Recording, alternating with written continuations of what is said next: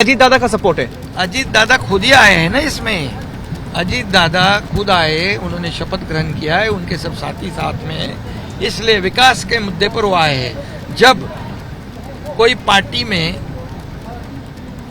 जो कर्मठ कार्यकर्ता रहता है, कर्तृत्ववान कार्यकर्ता रहता है, उसको ज़्यादा महत्व नहीं दिया जाता है।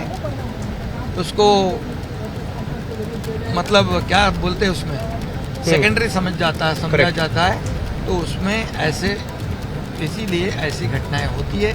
और इसलिए अजीत दादा पवार और उनके सभी साथी जो हमारे साथ सरकार में आए हैं, उनका मैं मुख्यमंत्री होने के नाते स्वागत करता हूं। और निश्चित रूप से इसका राज्य के विकास के लिए ही फायदा होगा। लास्ट क्वेश्चन सर, क्या शरद पवार जी का भी आशीर्वाद है इस गवर्नमेंट का? अभी अजीत दादा पवार आ गए, उनके लोग लेकर यहाँ पर, तो अभी अजीत दादा साथ में है, तो बाकी सवाल उनको पूछने चाहिए। ओके।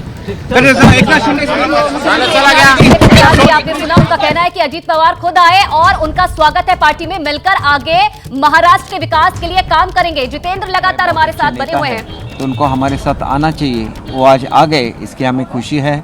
महाराष्ट्र की सरकार बहुत अच्छा काम करेगी और महाराष्ट्र की जो पास्ट ग्लोरी है वो वापस लाएगी। सर, आने वाले दिनों में क्या हम और कुछ चेंजेस देखेंगे महाराष्ट्र के जो पॉलिटिकल एटमॉस्फेयर है उसमें, क्योंकि दो डीसीएम और सीएम आमतौर पे भूफा नहीं है महाराष्ट्र में कभी? नहीं, देखिए ऐसा है कि और भी विस्तार होना है, तो उसके बाद सरकार और भी अच्छी चलेगी। Thank you sir. तो आने वाले मुझे भी एयरपोर्ट पे जाना है। मुझे केंद्र भी साथ में जुड़ेंगे?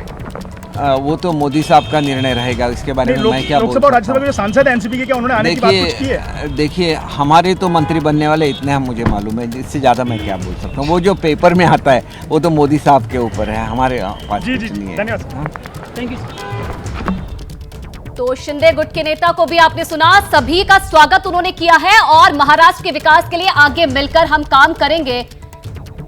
और जितेंद्र, क्योंकि देखिए संख्या बल तो इस वक्त अजीत पवार के साथ जाता हुआ दिखाई दे रहा है और लगातार ये संख्या बल बढ़ता जा रहा है। अब शरद पवार के सामने क्या ऑप्शन रह गया, आगे क्या करेंगे शरद पवार?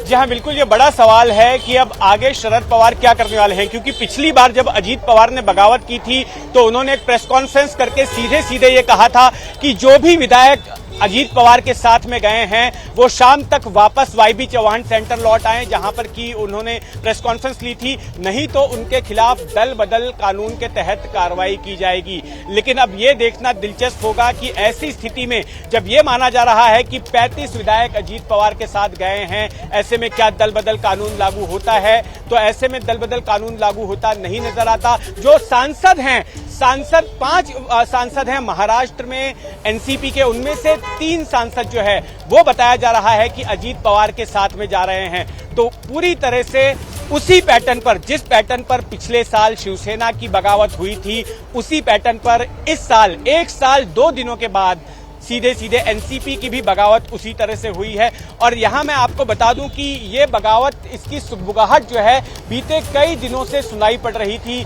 जिस तरह से अजीत पवार का बर्ताव था, खास करके जब शरद पवार ने अपने इस्तीफा का ऐलान किया था और ये कहा था कि अब कोई दूसरे के हाथ में कमान देनी चाहिए, उसके बाद से ही अजीत पवार जिस तरह से बर्ताव कर रहे थे उससे साफ समझ में आ रहा था कि अजीत पवार कोई बड़ा कदम उठाने वाले हैं। इसके अलावा उनकी बीजेपी से करीबी भी नहीं छुप रही थी। जब विपक्ष जो है मोदी के शिक्षा को लेकर मोदी को घेर रहा था, प्रधानमंत्री मोदी को घेर रहा था, तो ऐसे वक्त में अजीत पवार ने मोदी का समर्थन किया था और ये कहा था कि वो कोई मुद्दा नहीं हो सकता। जब अडानी को लेकर जो है, अडानी को लेकर जेपीसी की मांग उठी थी हिंडनबर्ग रिपोर्ट आने के बाद में, तो उसका भी जो है विरोध किया था इन्होंने। तो जाहिर तौर पर अजीत पवार लगातार इस तरह के संकेत दे रहे थे कि वो आगे चलकर बीजेपी के साथ में जुड़ सकते हैं या फिर पार्टी से बगावत कर सकते हैं। और इसका सबसे बड़ा संकेत जो है अब से हफ्ते भर पहले मिला, जब अजीत पवार ने यह कहा कि मुझे विपक्ष के नेता पद से मुक्त किया जाए और संगठन में कोई जिम्मेदारी दी जाए।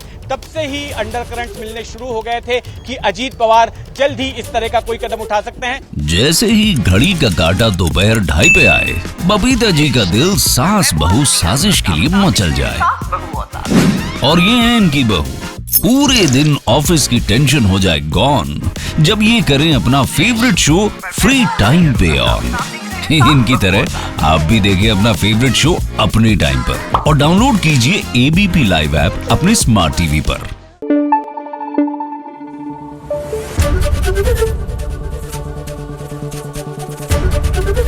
एबीपी न्यूज आपको रखे आगे।